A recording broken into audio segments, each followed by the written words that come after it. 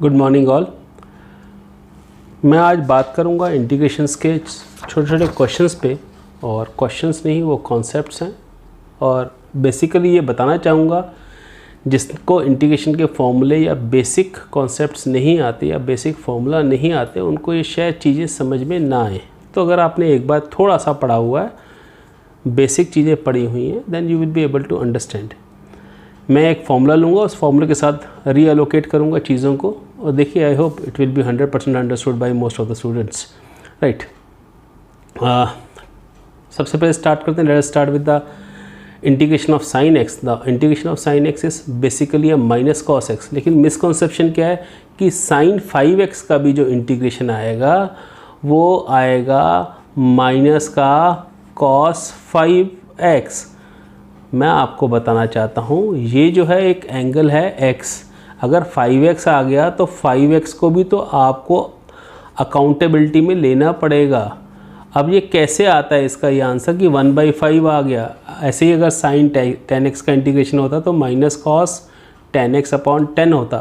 तो ये होता कैसे, इसके लिए आपको समझना पड़ेगा। मैंने इधर 5x को t डाल दिया क्योंकि मुझे कोफिशिएंट 1 चाहिए था इस फॉर्मूले के हिसाब से। फिर इसको डिफरेंशिएट किया, डिफरेंशिएट करने पे यहाँ पे 5 आया और मुझे सिर्फ dx की वैल्यू चाहिए थी, तो मैंने dx की वैल्यू निकालने के लिए 1/5 dt हो गया। तो इस तरह से ये हमारा फॉर्मूला बन गया 1/5 integration of sine t dt। अब ये जो साइन t dt है वो बिल्कुल एग्जैक्टली इसके साथ मैच करता है। Now we have a formula of -1/5 cos t plus c। या डायरेक्टली अगर आपको लिखना है तो जैसा है साइन 5x, इसका इंटीग्रेशन क्या होगा cos 5x, ऑब्वियसली माइनस का प्लस c, लेकिन जो कोफिशिएंट है x का उससे डिवाइड कर दीजिए। आपको ये सब तामझाम करने की ज़रूरत नहीं पड़ेगी। Moving on to similar kind of questions, वो मुझे पता है आप बड़े आराम से कर लेंगे। देखिए sec स्क्वायर 10x, अब sec स्क्वायर थीटा का डेरिवेटिव इंटीग्रेशन क्या होता है tan थीटा, ठीक है। तो यहाँ पे आएगा tan 10x अपॉन 10। ऐसे ही कोसेक स्क्वायर का आपका cot 3x, क्योंकि कोसेक स्क्वायर थीटा होता है cot x।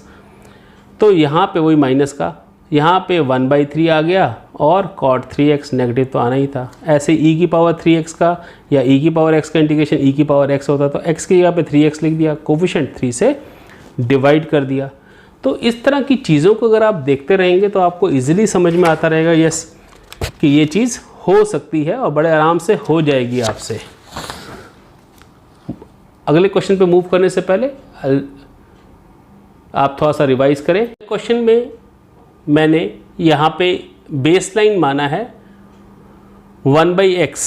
हमें पता है x की पावर n का इंटीग्रेशन जो होता है वो होता है x की power n+1 upon n+1 plus c। लेकिन यहाँ n जो है वो -1 नहीं होना चाहिए, तो -1 हुआ तो क्या हो जाएगा 1/x। तो 1/x का जो फॉर्मूला है वो log mod x बन जाता है। अब ये आपको पता होता है कि log के अंदर मॉडुलस इसलिए लगाते हैं, log is only defined for positive value of x। Moving on further, आप देखें मैंने सेकंड क्वेश्चन भी ऐसा ही लिया कि इसके अंदर मैंने एक लीनियर फंक्शन को फिट किया है 1/x+1, कोफिशिएंट 1 है, तो आंख बंद करके आप इसको यूज़ कर सकते हैं। बट ये जैसे ही 2x+7 होगा तो या तो 2x+7 को t डालिए, वरना आंसर तो log 2x+7 आएगा, इसमें तो कोई दो राय नहीं। लेकिन ये x का कोफिशिएंट है वो डिवाइड हो जाएगा। अगर आप 2x+7 को t डालेंगे तो बेटर लॉ ऑपरेशन हो जाएगा, लेकिन 1 मार्क में हमें डायरेक्टली ये चीज़ें करनी पड़ती हैं। अब अगर लीनियर अपॉन लीनियर आ जाए तो हम क्या करते हैं, जो डिनोमिनेटर है उस टाइप की चीज़ न्यूमरेटर में बनाने की कोशिश करते हैं। जैसे 2x+3 अगर मैं 2 कॉमन ले लूँ, उसमें 1 ऐड कर दूँ तो 2x+2 वो भी आ जाएगा। देखिए कैसा है,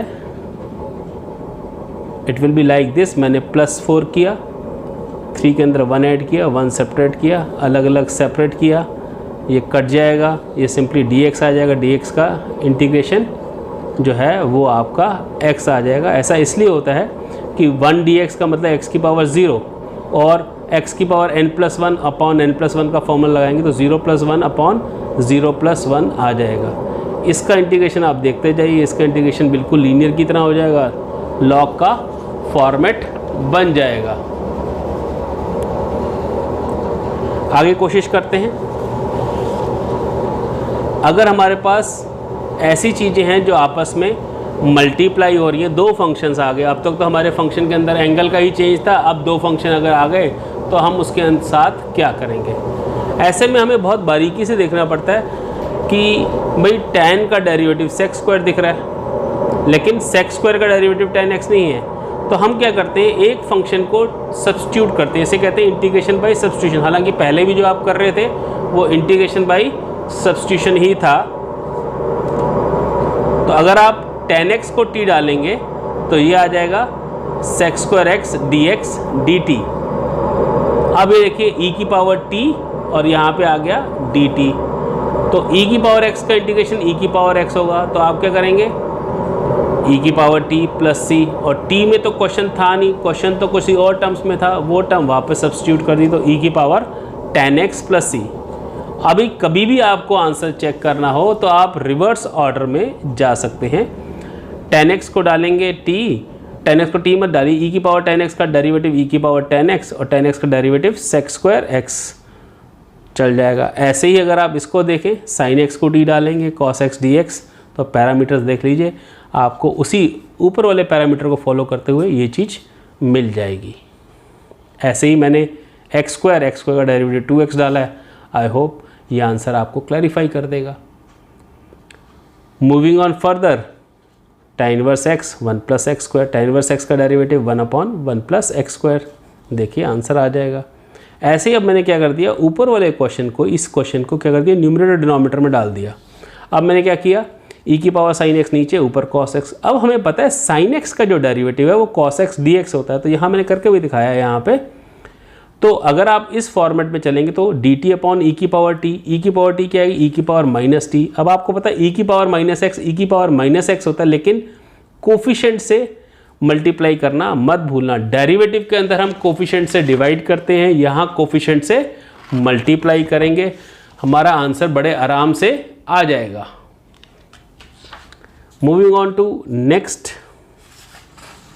स्टेप, हमारे पास इंटीग्रेशन ऑफ tan x जो है वो log minus log cos x या log sec x आएगा। इसका भी आंसर हमारे सब्स्टिट्यूशन के अंदर ही छुपा हुआ है। हमने क्या किया, tan x को t डाल दिया तो बन गया sin x upon cos x, और जब वो sin x upon cos x बन गया तो आप ये देखिए इसका डेरिवेटिव cos x को t डालेंगे तो sin x dx dt आता है, ऑब्वियसली माइनस चलता है साथ में, तो माइनस को चलने देते हैं। देखिए यहाँ पे सिंप्लीफाई कर रखा है, cos x को t डाला, minus sin x dx dt आ गया, और sin x dx minus dt आ गया। तो इससे आपका आंसर बड़े आराम से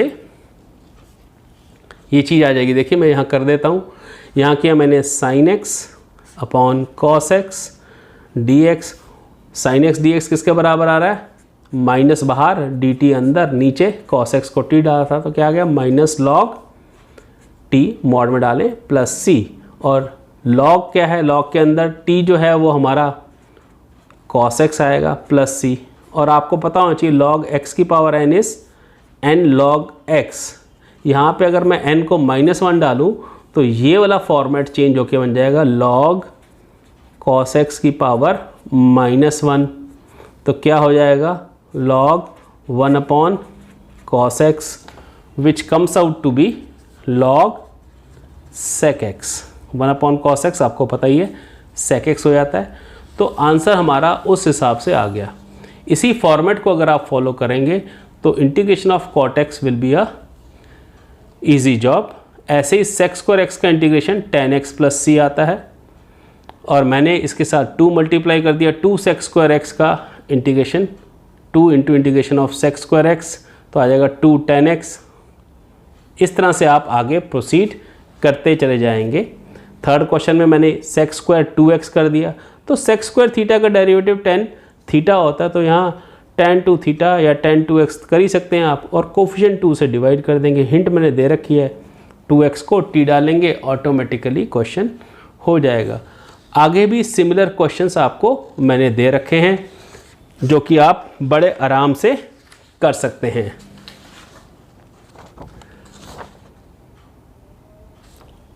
नेक्स्ट टाइम जब मिलेंगे थोड़े से और क्वेश्चंस को मॉडिफाई करेंगे, एक दो फॉर्मूले को और पिकअप करेंगे ताकि हमारी अंडरस्टैंडिंग एक अच्छे लेवल की बन जाए। इनिशियली अगर हम कुछ एक्सरसाइज कर लेते हैं इंटीग्रेशन की, तो बाद की एक्सरसाइज सिर्फ उसी को मॉडिफाई करके ही चलती हैं। नेक्स्ट टाइम मिलेंगे अच्छे क्वेश्चंस के साथ और अच्छे क्वेश्चंस को डिस्कस करेंगे। Thank you. क्वेश्चन में देखते हैं, जैसे हमारे पास है cos x अपॉन e की पावर sin x, हमने इसी क्वेश्चन को मॉडिफाई कर दिया, न्यूमरेटर डिनोमिनेटर कर दिया। अब हमें ये पता है कि sin x का जो डेरिवेटिव है वो cos x है, साथ में dx तो लगेगा, तो इसलिए हमने इसको t डाला, sin x को t डाला और हमारा ये आंसर फाइनली आ गया। मूविंग फर्दर, कई बार लोग सोचते हैं सर ये tan x का डेरिवेटिव कैसे आ गया माइनस log cos x या log sec x। तो tan x बता दूं, tan x जो होता है वो sin x upon cos x होता है, dx which is equal to dt। अगर आप यहाँ पे cos x को t डालेंगे तो minus sin x dx is equal to dt।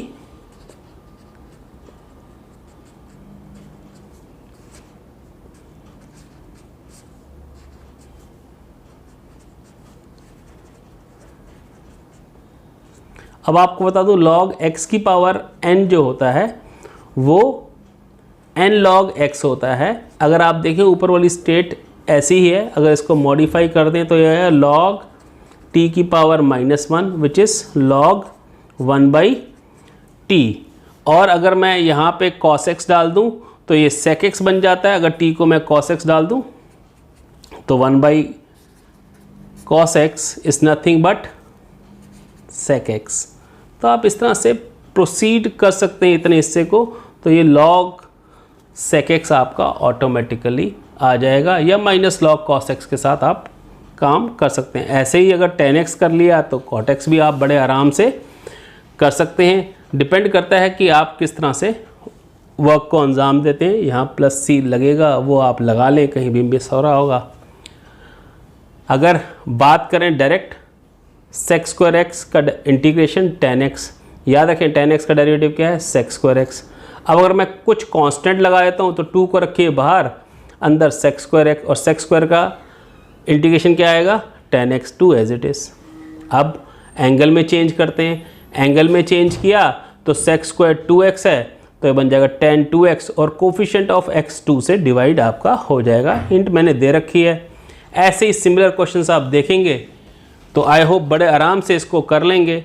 मैंने बस sec स्क्वायर से शिफ्टिंग की है कोसेक की तरफ और एंगल्स को चेंज कर दिया है और आंसर्स आपके उसके सामने लिख ही दिया है। कुछ भी प्रॉब्लम आए आप मुझसे बात कर सकते हैं, मुझे मैसेज कर सकते हैं। So I hope it will be okay. Next series में थोड़ा से और क्वेश्चंस को लेंगे और अच्छे ढंग से काम करेंगे। Thank you.